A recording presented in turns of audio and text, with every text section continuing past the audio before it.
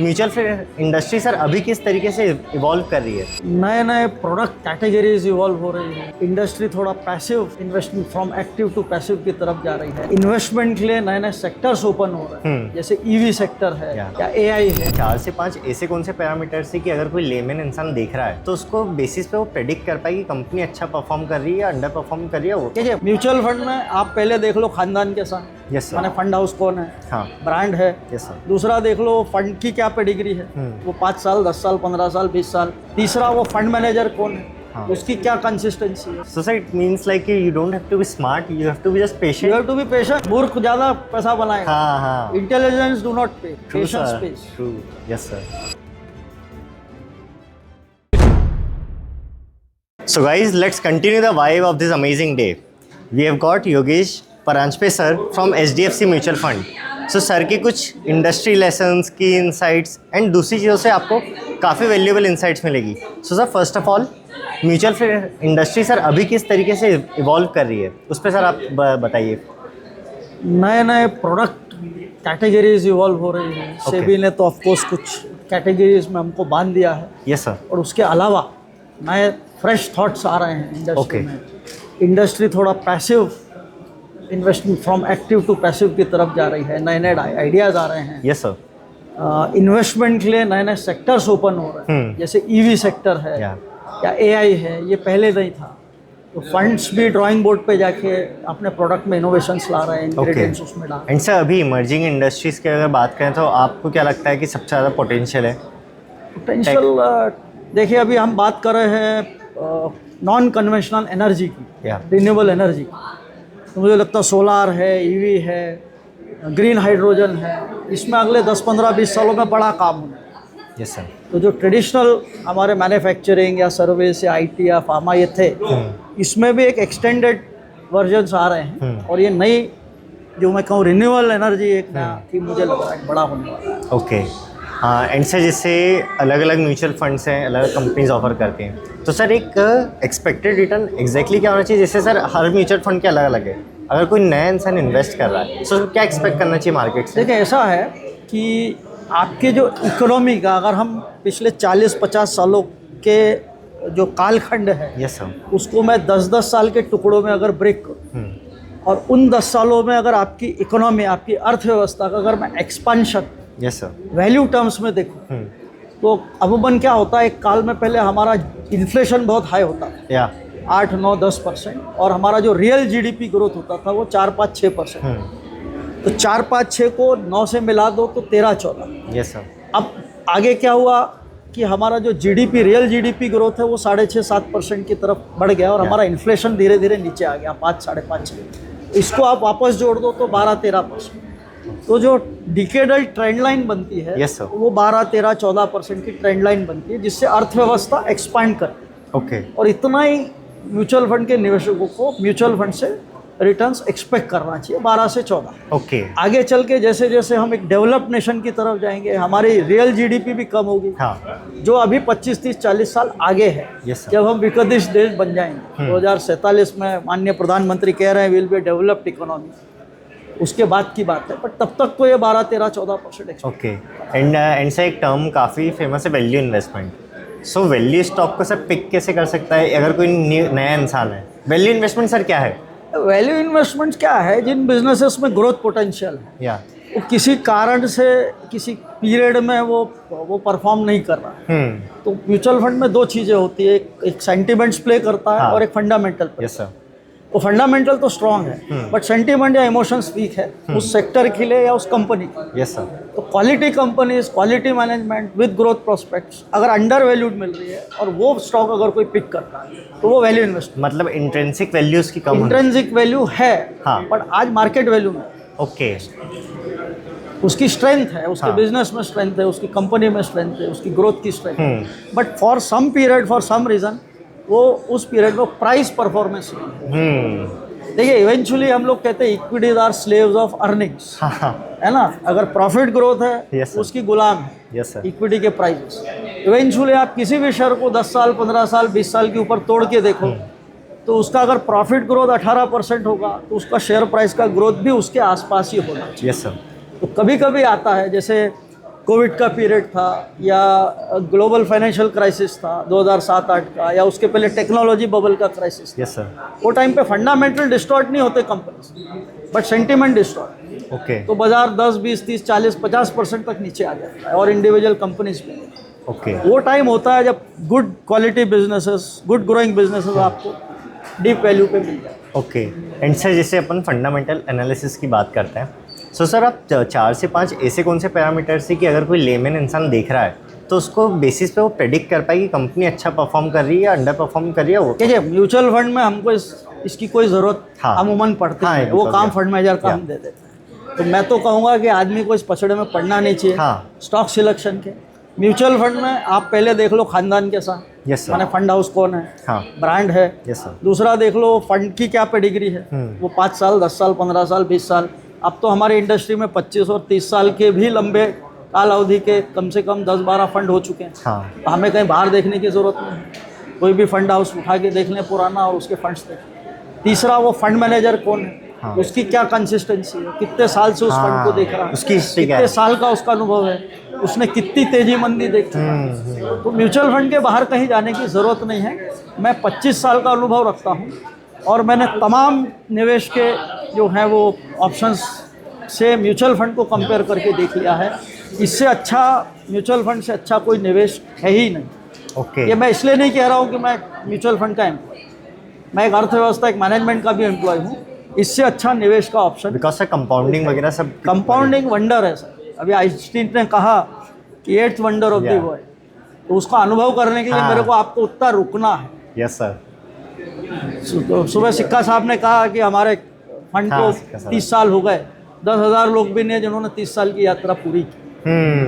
मेरे भी एक फंड HDFC का पिछले साल बैलेंस एडवांटेज फंड ने 30 साल पूरे किए। इस साल Okay. फ्लेक्सी कैप फंड 1 जनवरी को 30 साल पूरे करेगा। ओके। तो 18, 19, 20, 22% की CAGR के रिटर्न इन फंड। बट दुर्भाग्य क्या है, सुभाष चंद्र बोस जी ने कहा तुम मुझे खून दो, मैं तुम्हें आज़ादी दूंगा। हम कहते हैं आप पैसा दो, पैसे के साथ समय देना पड़ेगा sir. True. Time is the real player. Compounding तब मज़ा आएगा जब आप टाइम दो।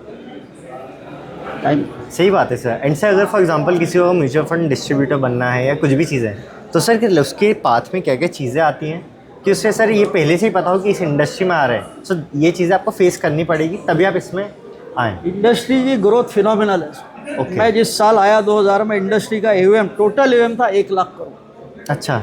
1 लाख करोड़। आज हम बात कर रहे हैं लगभग 65 लाख करोड़। वाह। ठीक है, तो 25 सालों में 65 गुना। और मैं तो कहता हूँ ये शुरुआत है, असीमित है।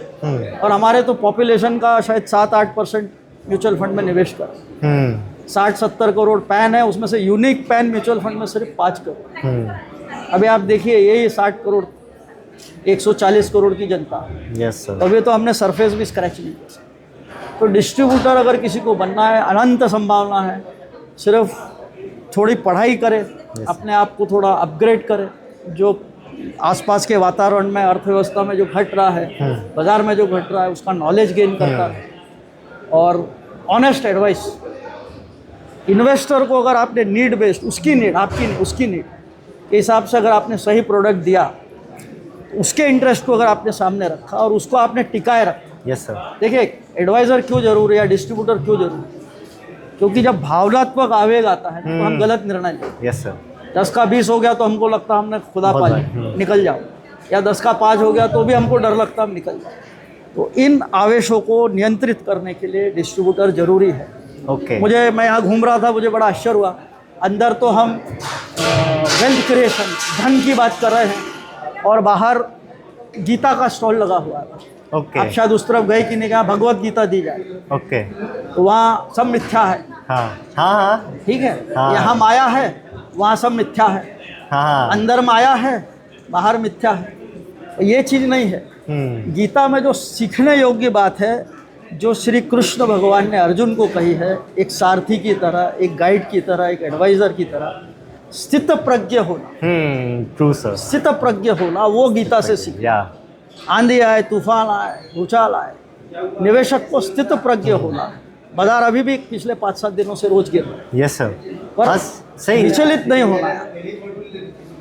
लेट इट कन्विक्शन, भरोसा, ट्रस्ट बने रहे, पैसा बनेगा, नहीं आमूल चूल पैसा बनेगा। मैं तो आपने बहुत से फंड्स देखे हैं, 10 के लिए भी आज किसी की 4,000 है, किसी की 2,000 है, किसी की 3,000 है, और ये सब यात्रा पिछले 25-30 साल। सो लाइक तो उन 25-30-15 सालों में आपको टिकना पड़ेगा, रुकना, मतलब सर मैजिक कभी भी अमाउंट नहीं करता, टाइम नहीं करता। टाइम करता है सर, टाइम करता है। हम सब बाजार 500 गिरा, 1000 गिरा, 2000 गिरा, हम सब इस पचड़े में पड़े रहते हैं रोज के। ये काम का नहीं है।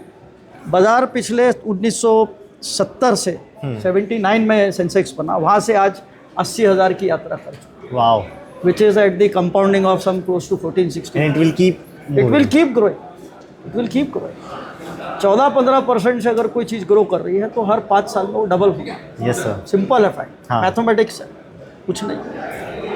आप भी अगर इन्वेस्टेड रहो यस सर, तो जो भी समझ लो आपने 20 साल पहले डाला, तो वो 20 साल की यात्रा करके वो 1 लाख रुपए समझ लो आज 1 करोड़, 2 करोड़, 3 करोड़, वो अगले हर 5 साल में अगर ये ग्रोथ जारी रही 13-14%, तो हर 5 साल में वो डबल होगा। मज़ा यहाँ आता है, मज़ा 10 साल, 15 साल, 20 साल बाद आना शुरू होता तभी से वॉरेन बफेट ये जब करियर के बहुत बड़ी ज़्यादा एज में आ गए थे तब उनका है। तब उनकी वेल्थ, वो 60 साल के बाद उनकी real wealth create. So sir, it means like you don't have to be smart, you have to be just you patient have to be patient. and conviction. मूर्ख ज़्यादा पैसा बनाएगा, हाँ हाँ, intelligence do not pay, True, patience sir. Pays, True. Intelligence do not pay, patience pays. yes sir. ये सब देखो, review करते रहो, समझदारी है, ऐसा नहीं है कि कोई Analysis चीज़ के, हाँ। ठीक है साल 2 साल 3 साल कोई बहुत ही अंडर परफॉर्मिंग है, then you have to change. But हर साल पिछले साल का ये बेस्ट परफॉर्मर था करके अगले साल उसमें डाल दिया पैसा, ये इंडस्ट्री का एक गलत चलन है। Yes sir. Most of the money chases the recent best performance, और फिर वो वहाँ जाके फंस जाए। You have to be with consistent player, you have to with long term players. Yes sir. तो ये मैं कहना चाहूँगा आपके निवेश। Thank you so much sir for giving your precious time. And sir एक कोई भी एडवाइस जो यूथ अगर ये देखता है उसको, अब वो किसी भी करियर में हो, आपकी लाइफ लेसन से आपने सीखी हो कि अगर ये एक आदत है तो करियर में किसी फील्ड में आप आगे जाओगे, तो सर वो क्या होगी? डिसिप्लिन। ओके, ठीक है, ये कुछ 3 नियम हैं जो आई थिंक सभी फील्ड पे एप्लीकेबल है। यस सर, चाहे आप वेल्थ की बात करें, वेल्थ क्रिएशन, चाहे आप हेल्थ की बात करें, चाहे आप स्पिरिचुअल जर्नी की बात करें। स्टार्ट अर्ली, यस सर, जितनी जल्दी हो सके अपने जीवन में शुरुआत करें। Invest regularly. यस सर, कि एक दिन मैराथन दौड़ना है तो ऐसा नहीं है कि एक दिन 10 किलोमीटर दौड़ा है दूसरे दिन सो गए। तो स्टार्ट अर्ली, इन्वेस्ट रेगुलर। जहाँ जो पैसा बचत हुआ समझा, सेविंग इज डिफरेंट, डाल दो, लगा दो पैसे को काम जिसकी जरूरत। Yes sir, and stay invested.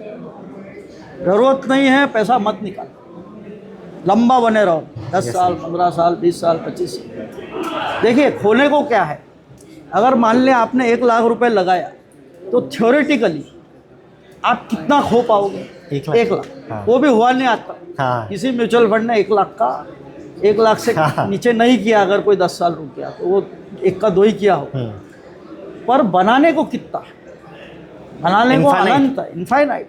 तो the loss is finite yes sir, but gain is infinite. Yeah, but you have to be patient, start early, yes sir, invest regularly Invest regularly. And stay invest. Stay, स्थित प्रज्ञ बन के आप हाँ, बाजार की आंधी तूफान, अर्थव्यवस्थाओं की आंधी कुछ भी हो, जियोपॉलिटिकल टेंशंस, लड़ाई, युद्ध, ऑयल, डॉलर, ये सब चलता रहेगा। ये पिछले 40 सालों में भी हुआ। हाँ हाँ, पर Thank you 100 so much, का amazing. सेंसेक्स 80,000। मतलब से ये पॉइंट मुझे ही पर्सनली इतना हेल्पफुल मिलता है क्योंकि अब जब इन्वेस्ट करते सर, जैसे अभी मार्केट गिर रहा है, बने रहा। अभी और गिरा था, तब सर सेम चीज़ फील होती, बट बने रहा। Emotionally you have to be strong. Yes sir, behaviour makes the money. पैसा बाजार नहीं बनाता, पैसा आपका बिहेवियर बनाता है।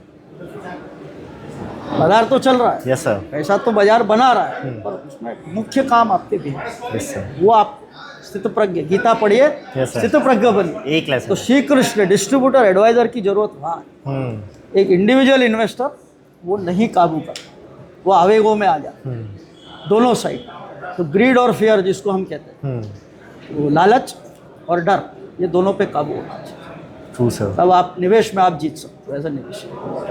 True sir. सो यही मेरी आप सबसे विनती है, अनुरोध है, शुभकामनाएं हैं आपको। Yes, sir. आप सब अच्छे निवेशक बनिए। Thank you so much, sir, for चलिए, coming. खुशी हो giving आपसे। your